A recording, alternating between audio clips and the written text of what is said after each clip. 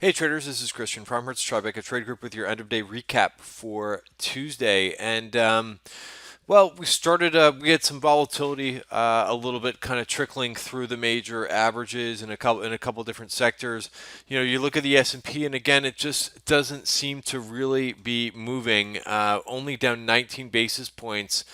I think we're still, I've been saying this for a while, but it's just, I've been waiting for like a day where we get a true washout, but it just doesn't really add up. And we keep seeing every time that we get a little bit of volatility, these big candles, which just tells me that I guess the market is very, very strong, because anytime that we get one of these, we just haven't had a full red bar in a long time. I mean, all the way since back in August, and that was also the last time that we touched the 50-day moving average. So you kind of like are waiting for this to happen, but it's just not it's just not really taking place here. And we're still hanging at the top of value. So we'll kind of look into some sectors and for some reasons for that. But basically, S&P futures only down 20 basis points, and I just cannot believe it. Nasdaq was down a little bit more, down about 30 basis points, and a little bit further, move in onto the from the fast moving average on my chart, which is the 5, coming into the 20. I think what everybody's looking at is the small caps, but they're a little bit. This is non-dividend adjusted. I guess if you were to look at these with dividends, you would see that we're basically still holding on to that 50-day moving average, dividend adjusted. Let me just switch this over to candles. There we go, and you can see that we're sitting right there. It's been this is pretty crazy. So about 2 months ago we were outperforming pretty nicely in the small caps, but you could see that this has just been a very, very slow grind down here. We had one big red day, I think, or I guess a couple days in IWM, but it's just been a slow hanging move here. So it makes me think that we just need to kind of get through a couple things. What I was talking about today in the trading room is you kind of have to put your portfolio manager put your portfolio manager hat on right now. And what I mean by that is, going into Thanksgiving, right? They're talking about there's a lot of politics going on right now, a little bit more than usual with this tax plan going back and forth, whether or not this thing's going to be approved or not. But they seem to be putting a Thanksgiving or right around Thanksgiving deadline into this. So if you're a portfolio manager and you've got some cash to redeploy, are you going to do it now, or are you going to kind of wait and see how this decision goes and what the market reaction is to it? So I kind of think that people are sitting on their hands a little bit. They're getting a little bit defensive because of that. It's kind of an excuse. Whenever we look at a chart, we really don't have events behind it, but it seems to me that people are not deploying any cash right now. I think I talked about that as well, maybe yesterday. In the fund flows that I track in ETFs, I think this is the last week was the first week in 8 weeks. It's where we actually saw a little bit of outflows in the overall net equity flows in ETF. So again, first week in 8 weeks. So it just appears that people are sitting on their hands just a little bit in terms of that. I am not seeing those inflows and not even that was last week I was talking about. That saw the first week of outflows in 8 weeks, but this week just not seeing it either. There's a little bit of a rotation out of utilities and into some tech. That's FXL that happened. Look at this ETF. This is the First Trust Technology, where names like OLED. You can see the volume. So there has been a rotation into tech, but that's basically just been in one particular ETF that's really been accounting for a lot of that ETF. So a lot of that volume.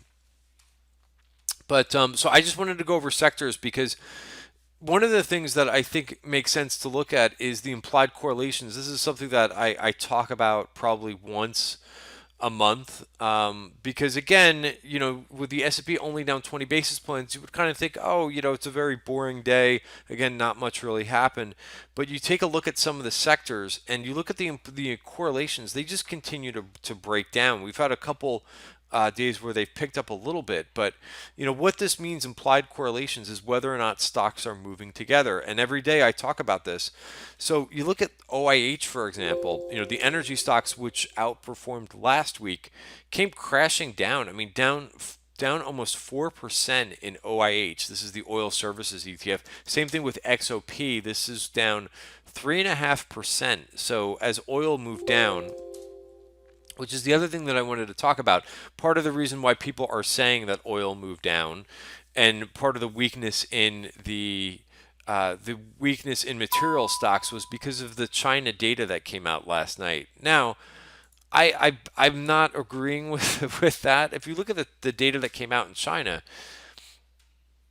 let me just bring this in the calendar, and I need to bring up yesterday's activity. You could see that, sure, retail sales came in, they were expected to be 10.4. They came in 10.3. They, year over year, 10 versus 10 and a half. Industrial production came in on the screws year over year, but 6.2 versus 6.3.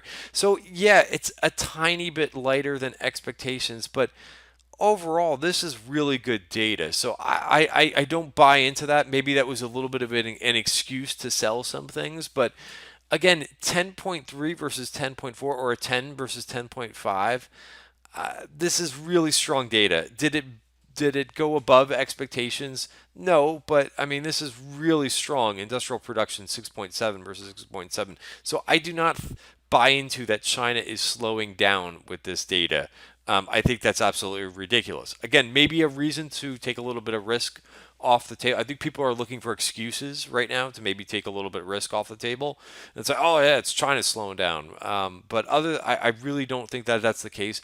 I think that things are pulling back a bit. Brazil, pretty nasty looking bar. We did see a little bit of call. I actually bought EWZ yesterday, and I got crunched on it today, down 3%. I did not add to it because when something closes on its lows, we kind of went over this in the trading room today, which I think is an important concept. I think some traders have in their minds that, oh, it's down 2%. I'm going to add to it. I'm going to add to it because it's down today.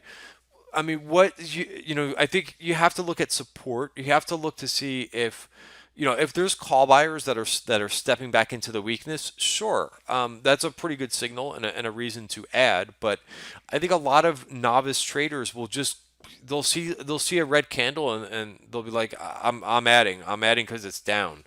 And I think you could really get hurt that way. So what I kind of said at the end of the day to everybody in the trading room was, hey, I'm really, I've got extra cash. I'm ready to deploy that cash on a little bit of a dip today. But we really didn't see a lot of aggressive call buying, and I like to really stick to things that I'm very familiar with when I add to on a dip. So I'll go through a little bit of the option activity, but just to kind of round out sectors, also XBI, the biotechs were really weak on no particular real news.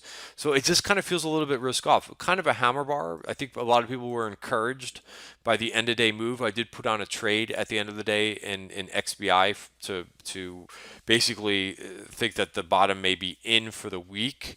And I put that in right around here, so I'm already up a little bit money in that trade. But we'll have to see. One day is not a trend, so we'll have to see if there's a little bit follow through activity. But this has been a horrible. I think this has really hurt a lot of people.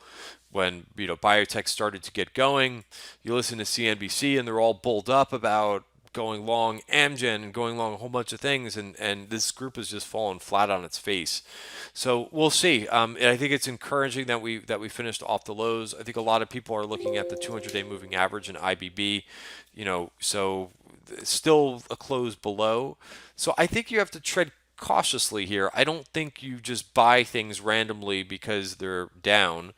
I think you want to see when buyers step back in a place, right? Because you don't want to be that first buyer back into these groups. So I think take your time and wait for some really good signals, and that's how you make money. I don't think you just you make money just buying anything that was down on the day. So that was the approach for me. I added to a couple of things small. but I just really didn't see a ton of call buying at the end of the day. It was very sporadic, I would say, and very picky in terms of call buying. So again, looking at the sectors, I talked about the names that were down, or the areas of the market that were down. Steel names down huge, energy names down huge, biotech down huge. On the plus side, what was really interesting was the home builders. This is the home. It's the home construction ETF, but there's about 65% of the builders are in this. And I mean, look at Toll Brothers, for instance. It actually looks like the ITB ETF, but really, really strong, up 2%. A small call buyer in this one, a small call buyer in DHI, which has been pretty consistent. But the Toll Brothers actually outperformed DHI about a percent. So you look at you look at those areas that are down, the small caps and S&P, and like how the hell can these home builders be breaking out? Look at how overbought this DHI is. So it's a little bit of a head scratcher.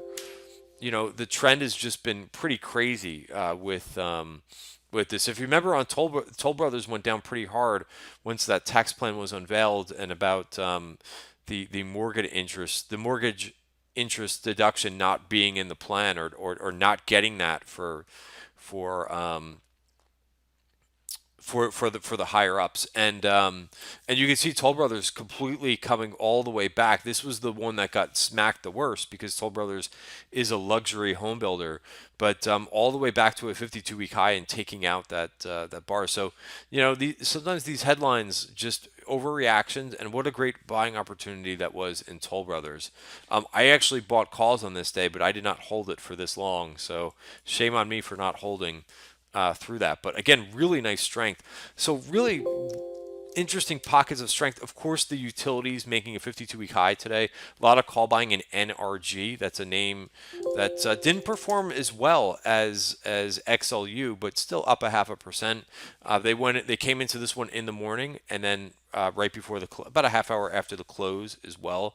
And then also look at the regional banks. So again, a little bit of a head scratcher because you look at the money center banks. Citigroup down, Morgan Stanley down, Goldman Sachs down 1.2%, and then it's like, how the hell is the regional banking ETF up 80 basis points today? But I went through the names earlier, and these are your winners in the space. Just a lot of those smaller plays. CIT was up 4.2%. CFG, I think that's Citizens, Zions Bank, CMA. So the money center banks really did not do very well, but the really smaller, I guess, boutique type places, did well. Zions Bank up 2.3%. And CMA up to, so it's pretty interesting. KeyBank up. So could this be, so it makes me think that this is a very, kind of the weight of the evidence. While I really don't like emerging markets getting hit that hard today, EEM was also down 70 basis points, but there's a lot of pockets of strength that are taking place in the market too, which kind of tells me that this will be short-lived in terms of volatility. I don't think the VIX was up that much. What about actually, another one of these crazy looking bars on the VIX? Every time it starts to go higher or goes higher midday or intraday, it doesn't make it out. So, only up about less than 1% in the VIX. So, bonds and gold also ended up today, but we did see there's kind of an interesting trade on the tape in TLT today. It looks like some calls were sold and puts were bought. So I would think this would be more of a bullish trade for equities. So that's it for today's market cap. So I think, just kind of putting your portfolio manager hat on and realizing that the next couple of weeks are probably going to be, and I believe I said this in last night's video, are going to be a little bit volatile.